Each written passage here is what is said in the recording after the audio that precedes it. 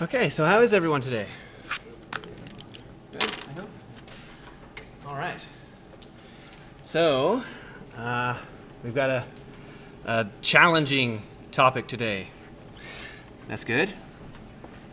So, it's not, what's today, the 5th? Yeah, the 5th. It's not really that it's that difficult. Rather, what it is that it has a lot of moving parts, and it requires you to have significant familiarity with trigonometry. So if you don't have significant familiarity with trigonometry, then you'll find this anti-differentiation technique difficult. It's not that it's somehow like inherently difficult.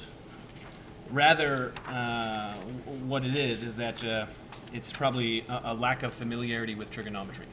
So we're going to review trigonometry a little bit, like no calculus for a few minutes, just review trigonometry, and then we'll get into the calculus bit. So this is section 7.3, and it is called Trigonometric Substitution.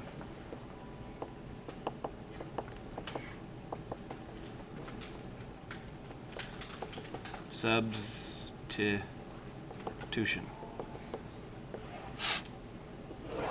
All right. So here's the main idea, is that if we have a circle, so in the first place I'll say let r be some number that's positive, then the circle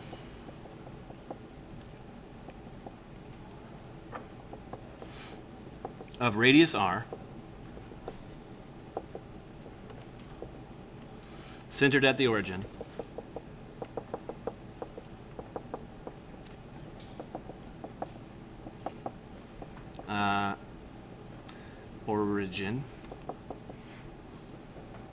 So where equations are concerned, if we use x and y to mean what they usually mean, what's the equation of it?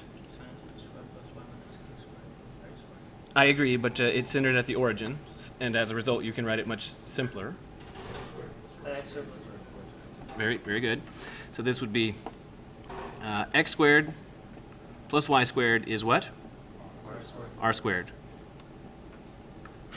So then, so now I'm going to draw it, and now here's one of the secrets of drawing a circle centered at the origin, is you draw the circle first, and then you draw the axes. Of course, in principle, you can draw those in any order, but it's quite a bit easier to draw the circle and then put the axes in the middle than it is to draw the axes and get the circle to be in the right place.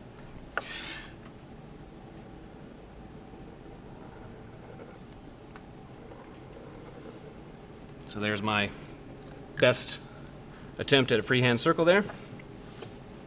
So it appears to me that's about the center.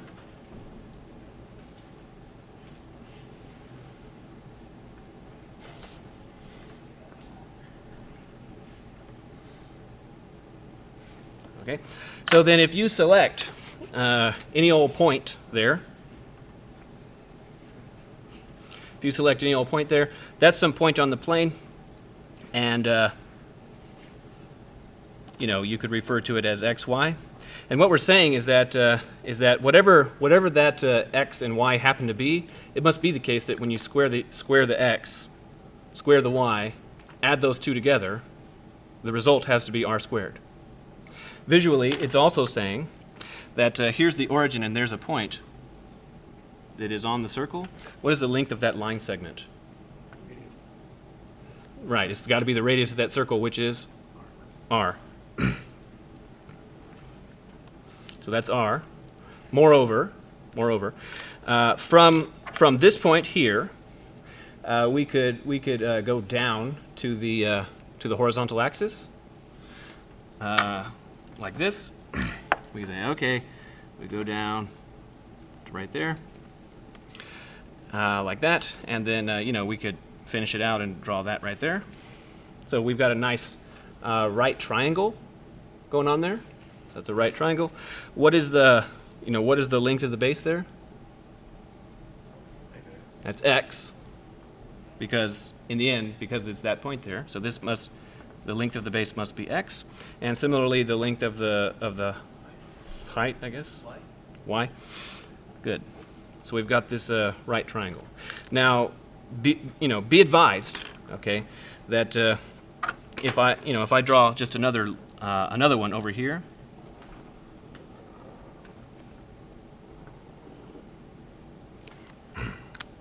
you need to be slightly wary of something.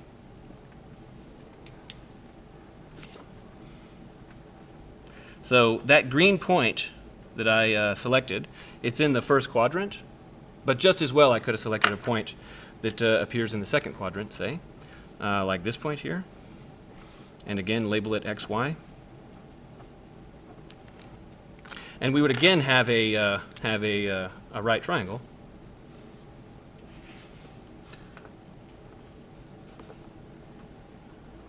We would again call the hypotenuse r, and we would again call the base x, and we would again call the height y. But you need to be careful here, because in this case, concerning these two cases, what is the SIGN of x? And now I'm spelling out SIGN because we're talking about trigonometry, and when I mean SINE, when I mean sine, I'll say sine, and when I mean positive or negative, I'll say SIGN. So concerning this picture, what's the SIGN of x? It's got to be positive. It's got to be positive because in the end, that's the 0 point of the horizontal axis, and it's over there on the right. Similarly, what's the SIGN of this x? It must be negative. Okay. How about what's the SIGN of this y? Positive, and the SIGN of that y? Both positive. In the end, the reason why the y's are both positive is that they're both on the top half. Right? And you can imagine I could draw yet another circle and yet another triangle where the point is, say, in one of the bottom quadrants, and then the y's would be negative. Okay. So now, the reason why this picture is significant is because if we add one more piece of information here, is that we're going to draw the angle. Okay, the angle, and in particular, in this picture right here, the angle is always measured from the positive horizontal axis. So you start. So this is the horizontal axis. You start on the positive side, and then we sweep around counterclockwise. So here to here, like that. Okay, so that's the angle. All right, and then the usual name for that angle is what? Theta. Okay, so theta. Now, in this picture, where is theta?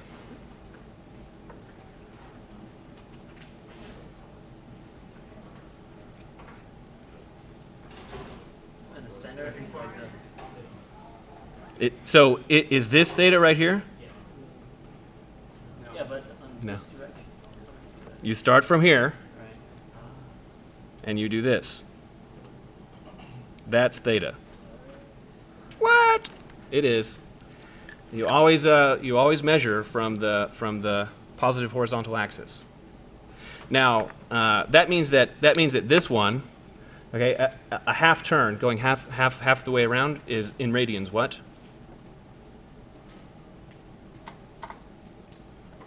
Pi. What's a full turn? 2 pi. So a half turn is pi.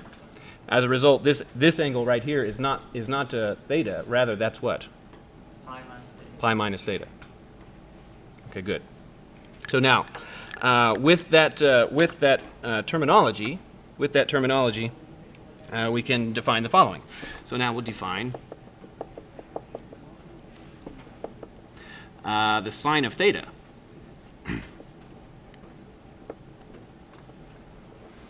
Is what? Well, you know that thing you learned in high school, SOHCAHTOA, right?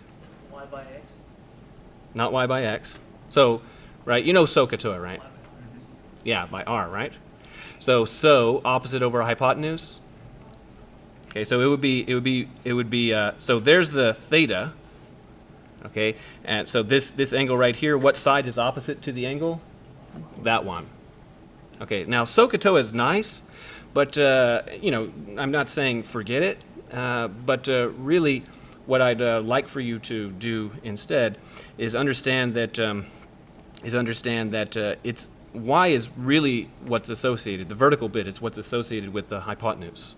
The vertical bit is what is associated with sine. Okay, so it is y over r. Y over r. So in particular, what I want you to observe, viewing sine as a machine, a machine called sine. What kind of thing goes into sine? A theta, right? And the kind of thing that is that's an angle. So sine is a machine into which you put an angle, and then what kind of thing comes out?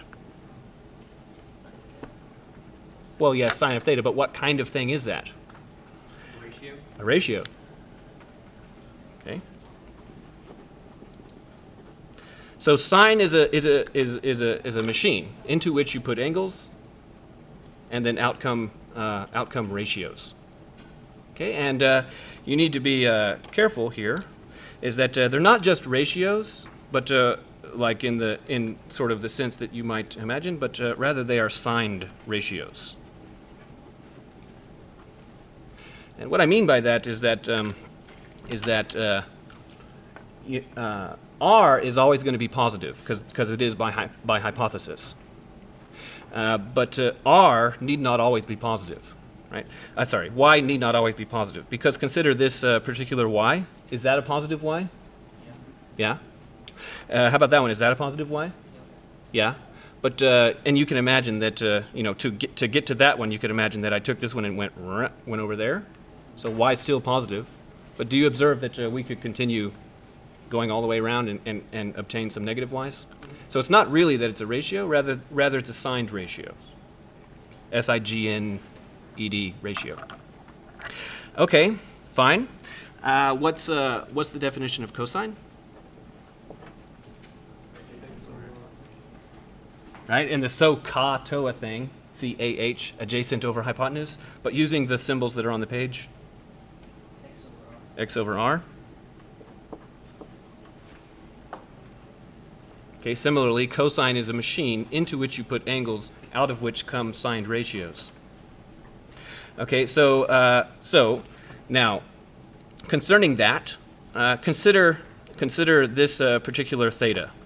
So that theta right there that corresponds to that point.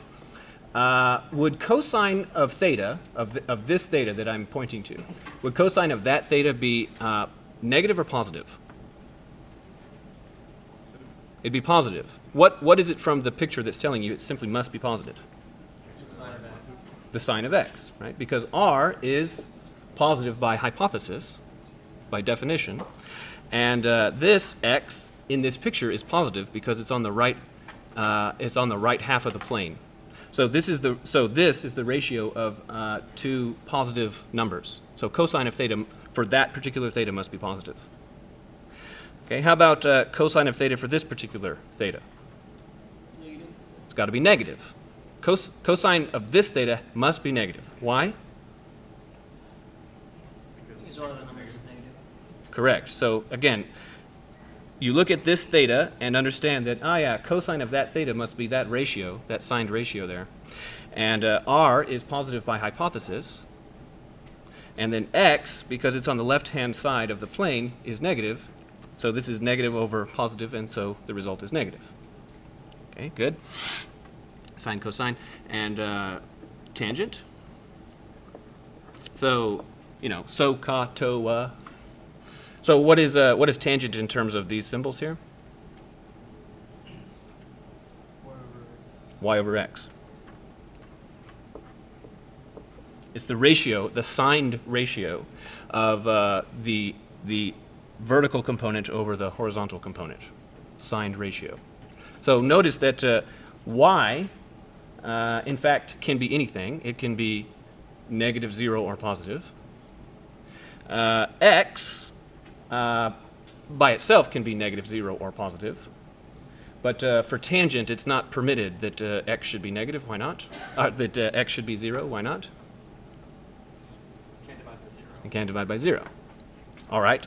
So to be clear, now for each one of these, I'm going to draw a little axis.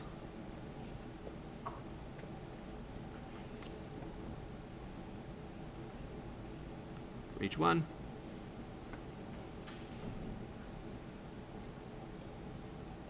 And down here, I'm going to draw two of them.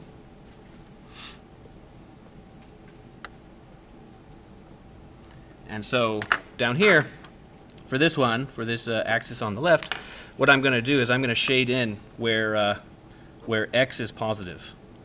So where on this axis is x positive? Right. So I'll say it, I heard someone say it, I'll say it like they said it, the right half. Okay?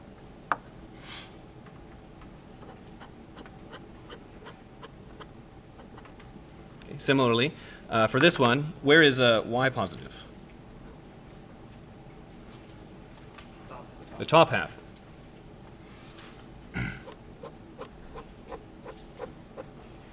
Okay?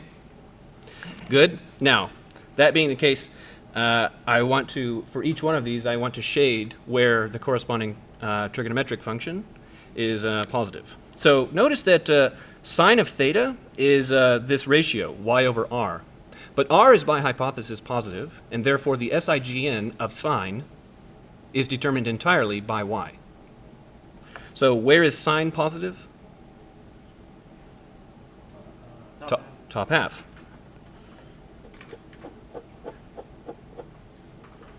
Okay. Where is cosine positive? Okay, good. And I'll say right half.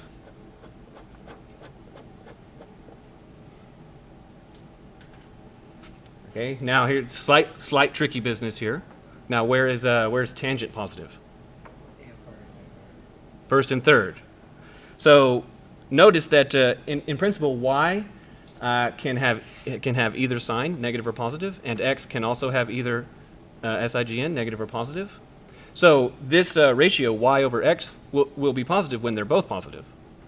So they're both positive in the top right, as you say. But is there any other conceivable place? When they happen to both be negative. Okay, and then there's some nice thing like I forgot what it is, but you know, there's some phrase just like there's SOHCAHTOA, there's like that's it. All students take calculus. You can Google that. I'm not going to bother with it. I'm just going to go with the definition. But there's this nice thing, all students take calculus, that help you remember this pattern. So now that's good. It gives you a geometric intuition. But now let's be clear about the angles. Okay, because remember that angles are measured from the horizontal axis, the positive horizontal axis. So what angles does this span? Right. So here, 0 to there. Right. So that's angle 0 to angle pi. So that's 0 less or equal, well, I guess less than, strictly speaking. 0 less than theta less than pi, that's where sine is positive. If you wanted to know where it was non-negative, then you would write the or equals. Now, concerning cosine, we could kind of play a game and say it's like, I could measure from here, go what, like that, and I could say, 0 to a quarter turn, which is pi over 2. And then skip some and say also a 3/4 turn to a full turn. So I could reckon this in two pieces, but usually it's done in a different way.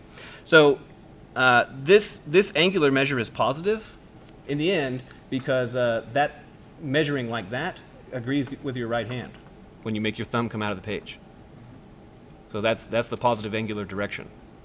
So if we were to draw, if I draw something like this, and then I give myself a line here. There's two ways to measure it. Well, there's infinitely many ways to measure it. One way to measure it is to say, okay, I'll start here and go all the way around, like that. So that would be measuring that with a positive angle because we're going with the flow. You could just as well measure it going this way, but if you measure it going this way, notice that that is against your right hand, or if you like, with your left hand. And as a result, measuring it this way is a negative angle. Okay? So, the convention for cosine is to, in fact, do this. Which is to say that we'll measure from down here, but here it must be negative. So what's this? Okay, we don't use degrees in this class. Negative pi over 2. Okay, good. So negative pi over 2 less than theta less than pi over 2. Okay, good.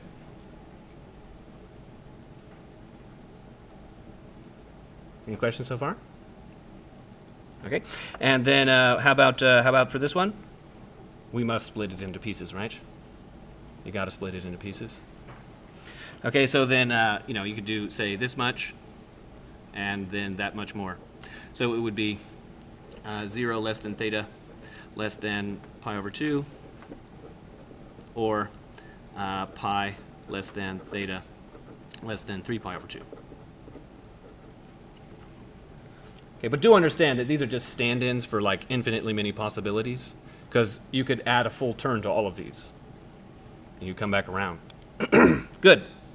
Now, that being the case, now that we have the signs, that is to say positive and negative, you know, remembered, good. Now we need to just very quickly draw sketches of these. So I'll draw, I'm going to draw 2 columns and 3 rows.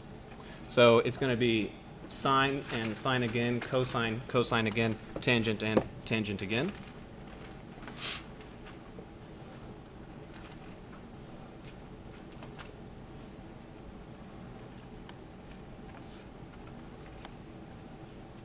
So now, if you, well, here's the thing. I really don't like, well, it has its good parts and its bad parts. I really don't care for the convention of using x's and y's so much, because everything gets confused. So now, in this definition, the name of the angle is theta. The name of the angle is theta. And theta is, you know, like we said, measured from the positive horizontal axis in the counterclockwise direction. So now I'm going to draw something, but in this case, what I'm going to do is now the horizontal axis is going to be the angle, the angular measure, and I'm going to write an x, and that's such a terrible abuse, but that's that's how it is everywhere, unfortunately. So y right here. So in particular, this is going to be y is sine of x. So what I'm telling you is that you must remember, you simply must remember that sine is a machine that takes angles as inputs and produces signed ratios as outputs. So that means that x, even though on the previous page it was a measure on a triangle, now it is an angle. Okay? Good. So now, when you write y as sine of x, notice that I didn't write a denominator. Or, if you like, I could write y over 1. As a result, this equation is talking about a circle of what radius? 1. Circle of radius 1. Okay. Good. So that, and, you know, also considering that, notice that this y right here must be less than r, less than or equal to r. Okay, in absolute value. So the biggest y can ever be is where? So the biggest it can be is equal to 1, and where does that occur? Right, directly up. Okay, straight up at a quarter turn, pi over 4, yeah. And then what is the least y could possibly ever be? Well, negative r, right? If r is 1, then negative 1. And it occurs down here at a 3/4 turn. Right, so as a result, sine, when you plot it, looks like this.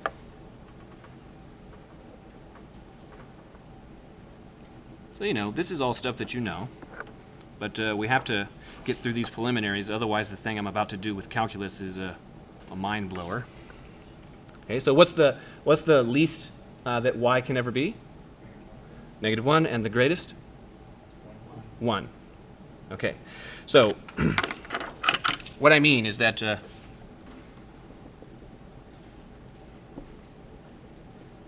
you know, if you were to shine a flashlight, you know, sine keeps going like this, a wave, all the way to the left and all the way to the right. If you were to like shine a flashlight on it and let it cast its shadow would fall entirely on the vertical axis between -1 and 1. Okay, so it can't get any higher or lower.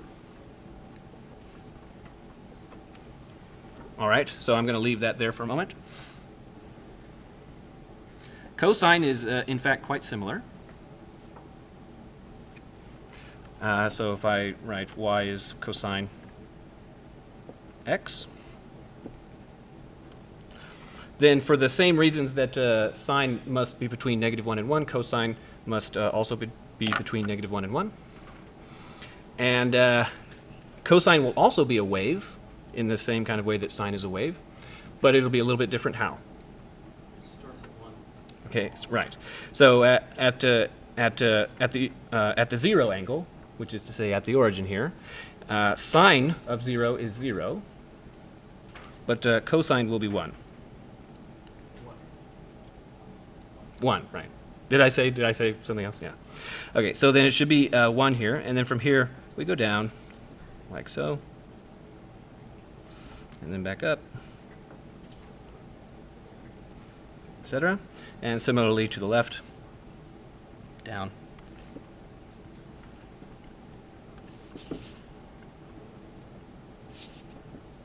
Back up. All right. So again, this is the highest it gets is 1. The lowest it gets is -1.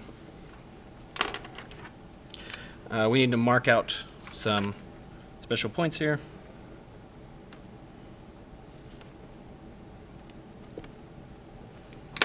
So because the angle, okay, is going around a circle, okay, conceptually you can kind of break this into sort of four regions, you know, the quadrants, and then we come to this. So this highest point is where? Pi over 2. So the question is in your mind's eye, imagine this point right here. Notice that starting there at angle 0, how high are we? What's the y value? 0. And then now we're going to start increasing the angle, so we're getting higher, higher, higher, higher, higher, lower, lower. Where was the highest point? Right, at a quarter turn. Not pi over 2. Is it pi over 2? Yeah, pi over 2, thank you. My brain is not in gear yet. Okay, so that's pi over 2 there. Okay, so now where do we come back to 0? At pi, right? Because what we're saying is that, you know, imagine here, so here we're at 0, then we go up, up, up, up, up, up, up, and then down, down, down, down, down, down, down, down, down to right there. That y value is 0. Okay, at pi. So this is pi. Now, for this one, that's the lowest we ever get. And now I want you to imagine that we start here. So this is where y is 0. And we could go all the way around and go all the way around down to here to get to -1. So in the positive direction, where do we first, in the positive angular direction, where do we first get to this value? What angle? 3 pi over 2. And then if we travel in the negative angular direction, so down like this, where's that? Negative pi over 2. So this is negative pi over 2. All right. So now we did that carefully, so now let's do the rest very quickly. So here, this will be when cosine is 0. That is to say, when the x value is above the origin, you know, lined up with the origin. So this would be at pi over 2. and cosine is least. Cosine is least when the x value is least. So here, x is as big as it can possibly get, okay, and beyond the circle. So it's getting smaller, smaller, smaller, smaller, smaller, smaller, because we're going to the left all the time. So x is getting smaller, smaller, smaller, smaller, smaller, and that's the smallest that x can ever get. And at what angle is that? Pi. Okay, so this is 0, and if you liked, you could, measure further to the left. Then tangent. Tangent is a tricky matter. So notice that, remember that tangent is y over x, and surely, we can't divide by 0. That's never going to be permitted. So the question is when is x going to be 0? That is to say, where on the circle will the horizontal coordinate be 0? At the origin, Straight up yeah, straight down. and straight down. Okay, so it's not permitted to use this angle, or that angle, or going all the way around that angle, and again that angle, or that one, all the way around. As a result, what happens is that you have these impermissible values that occur every half turn. That is to say, they're separated by an angle of pi. So not permitted, a further pi, not permitted, a further pi, not permitted, a further pi, not permitted. So the first not permitted positive value is pi over 2. The next one, or the first negative not permitted value would be negative pi over 2. Notice that those are a distance of pi apart. And so then now, what would be the next positive one? 3 pi over 2. And then moving to the left, the next negative one? Negative 3 pi over 2. So now tangent looks like the following.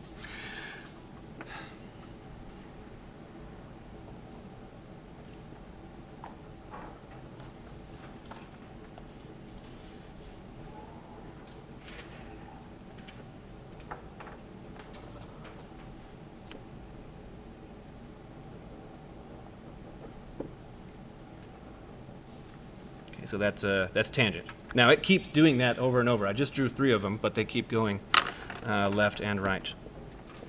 Now concerning these so they're all functions because they pass the vertical line test.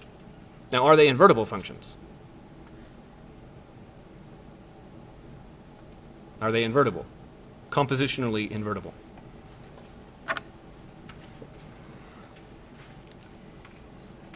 How do you tell, looking at the plot of a function, whether or not it is an invertible function?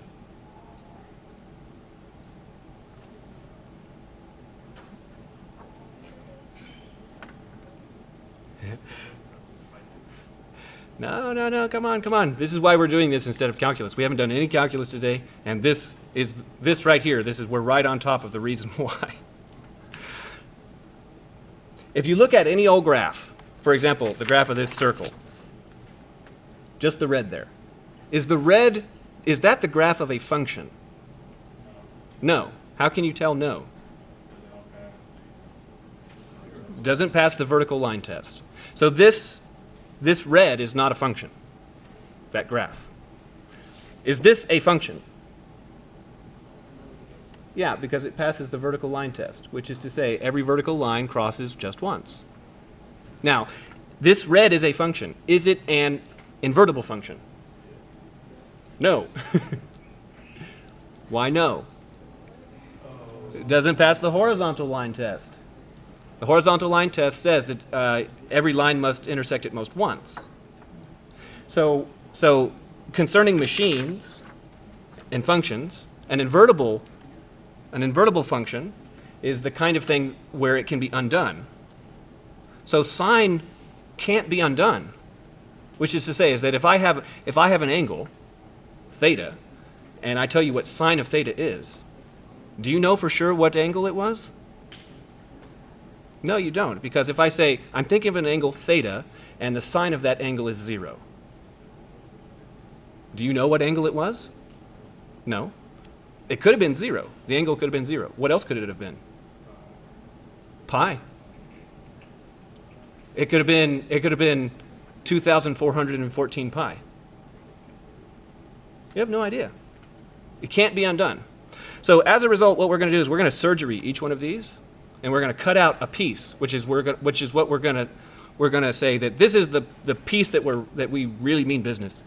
Like, this is the one that we want to do, and the point is that we want it to capture all the behavior of sine, yet we want the result to be invertible.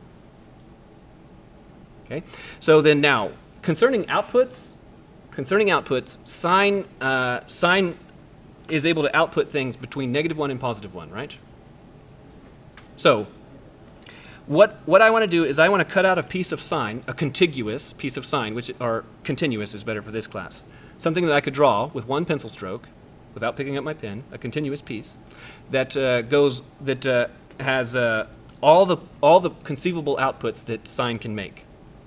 So here's an example. I could go from here, okay, from angle pi/2 to down here, angle 3 pi/2, because that would give you all of sine's possible behavior. But we don't want to do that. Rather, we want to stay as close to the origin as possible. So can you see that if we start here, okay, at this angle and then go here, that gives us the entire range of behavior of sine. So as a result,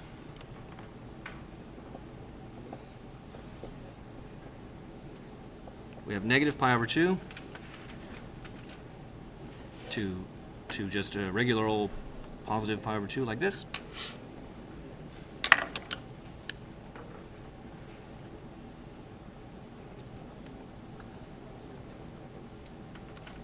So that is just a piece of sine. And what I want you to observe is that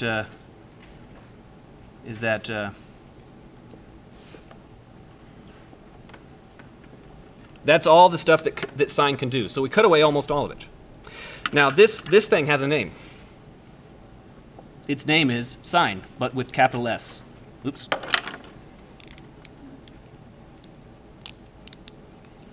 So the one that we drew first is sine with little s.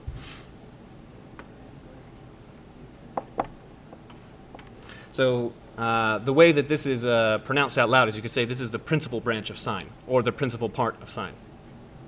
Okay. Similarly, just like sine has a principal part, cosine has a principal part. So what's going to be the principal part?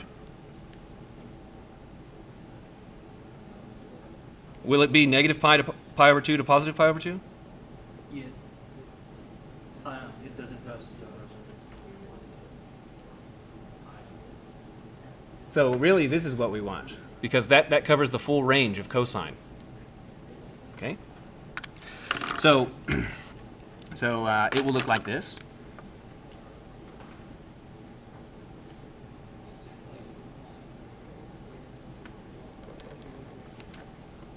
Okay. So again, this one is called cosine. So this is angle 0, and this is angle pi. This one is called, oops, not red. This one is called cosine, but you write it with a capital C. And it's called the principal branch of cosine. Notice that this is invertible. Okay. Finally, we want something that gives the full range of behavior of tangent. Now we could in fact take any one of these pieces. Every one of those pieces gives the full range of possibilities for tangent. But again, we want to stick with the idea that we want to take the one that's closest to the origin. So what are we going to take? -5. Right. That bit there in the middle.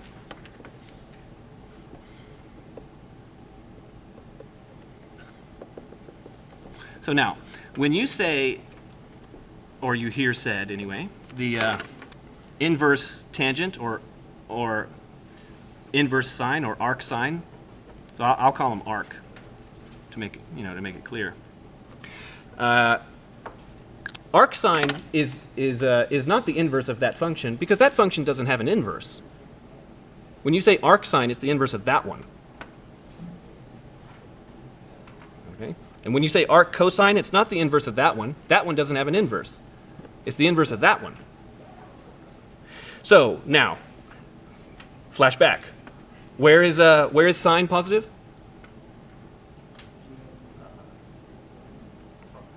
Top half.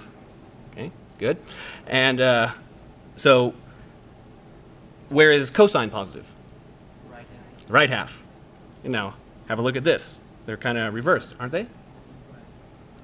They're kind of reversed because they have to be reversed because we don't want to know only where cosine is positive because that wouldn't give us the full possibilities for cosine's behavior.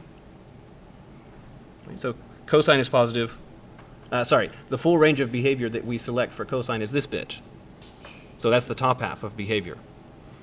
This is the right half of the circle. Right half of the circle, top half of the circle, and then tangent's kind of funny because it's got y over x. Good. Any questions about this?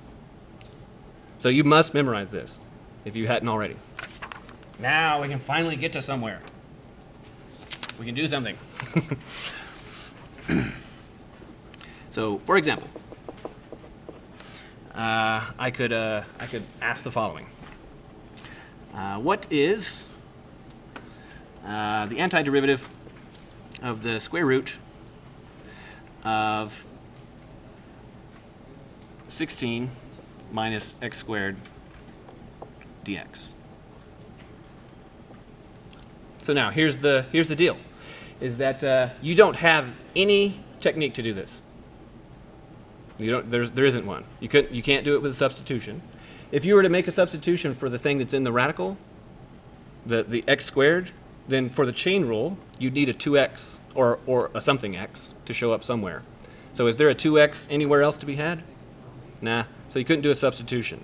Now, a different question that we're not doing is that if this were the exercise we were working on, then what would you do? You'd do a substitution, because you could say u is the stuff inside, and then du, you'd have an x outside, and you'd be able to proceed. But it's not here. So we can't do it. Okay? Using that technique. Furthermore, you won't succeed using a by parts thing either. All right. So we've got a problem here. Now, that being said, I'd like for you to notice that if we were to momentarily look at this and say, what if we say y is equal to the square root of 16 minus x squared, and just sort of try to imagine what this is saying? If you were to plot this, what is it? The half circle, what half? Top half. And of what radius? Of radius 4, right? Because you could write this like this. You could say that this is 4 squared minus x squared, like that. And if you were to plot it, oh, I'm breaking my rule. I should have drawn the top half of the circle first. You're looking at something that looks like this. Okay, that's what we're anti-differentiating.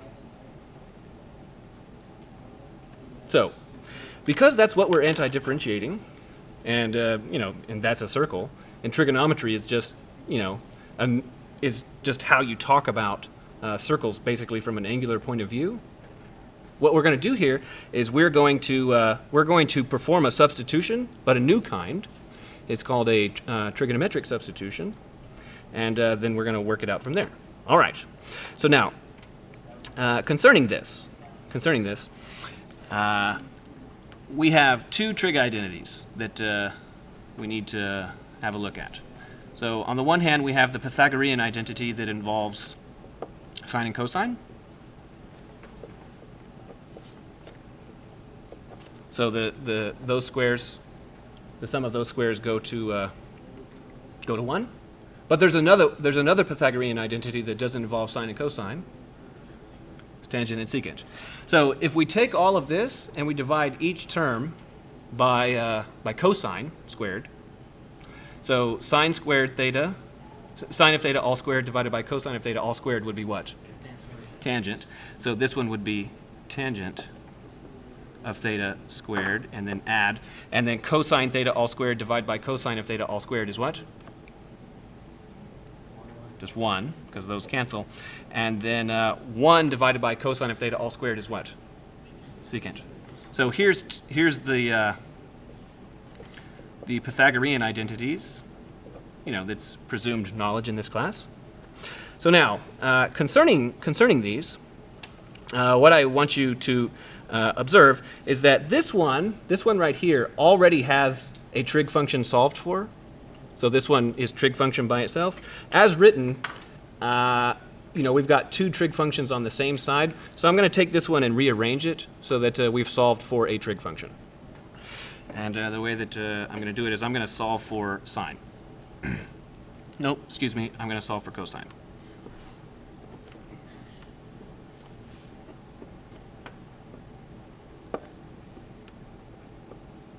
This is the case if it's a unit circle. It's a unit circle. Now, if it were not a unit circle, that would amount to putting a multiplicative factor everywhere here. So like if it were a circle of radius 3, I could write a 3 squared there, a 3 squared there, and a 3 squared there, and it would be just as true. So here's the idea, is that what we're looking at here, this is a circle of radius 4. The top half of a circle of radius 4. So here's what we're going to do. Is I'm going to perform the substitution. I'll say let x be equal to 4 multiplied by the Gesundheit, 4 multiplied by the sine of theta.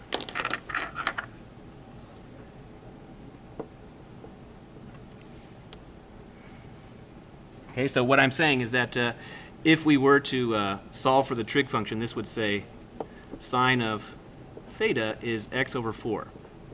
And if we were to make a corresponding triangle, here would be theta, and then now I want to label the various bits. So what gets labeled what? So what's the hypotenuse? 4.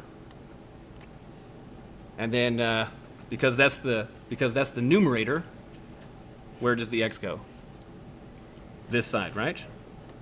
Now that's a little disturbing because you want to write x there, but understand that it's opposite over hypotenuse. Now, if we're going to change the variables from x's to thetas, that means that we must also change the differentials. Okay? So that is to say, we're about to start talking about thetas instead of x's.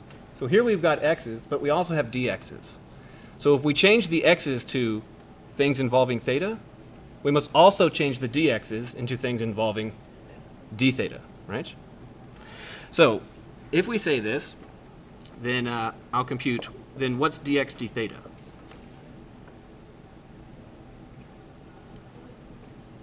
For cosine theta, because the derivative of sine is cosine. And now I want to solve for dx. Dx is 4 cosine theta d theta. All right.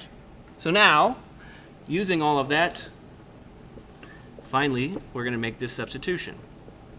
So this becomes square root of 16 minus, and then what do we say x was? 4 sine theta. So if you square that, because it says x squared, and you square that, we'd have 16 multiplied by sine of theta squared. And then what do we replace dx with? 4 cosine theta d theta. All right. Now, concerning that, do you observe that all those terms have a common 16? If you factored out that common 16, what would be the other factor? No, I don't mean if you took it out. I mean, okay, I'll just write it.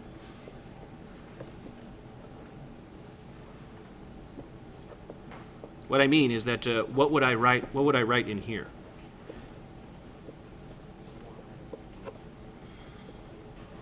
One minus sine squared theta. 1 minus sine squared theta, right?